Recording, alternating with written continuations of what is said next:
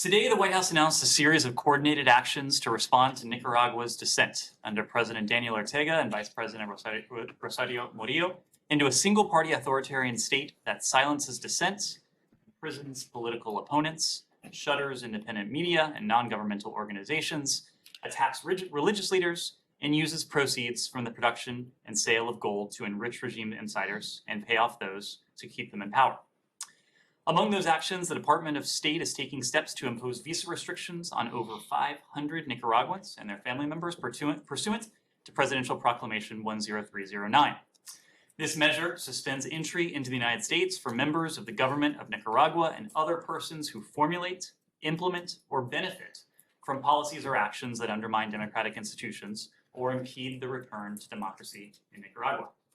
No member of the Nicaraguan government, nor anyone who facilitates the Ortega-Murillo regime's abuses, should believe they can travel freely to the United States.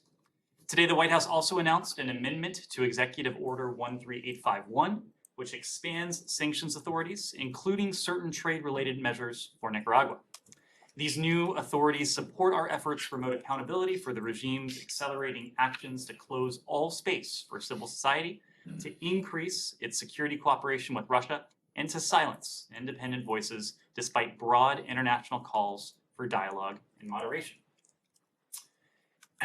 Governments that deny their people's basic rights or threaten the security interests of their neighbors should not expect that their political, economic, and trade relationships with the United States will remain unaffected.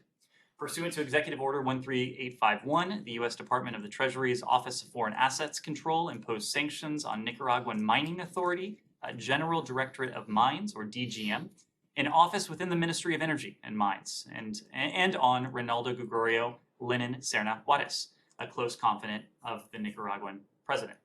The United States, together with our allies and partners, believes that a return to democracy and respect for human rights and fundamental freedoms in Nicaragua is essential, and we will use the diplomatic and economic tools available to promote accountability for the Ortega-Murillo regime, to reiterate our call for the immediate and unconditional release of all political prisoners, and to urge the restoration of civic space for the people of Nicaragua.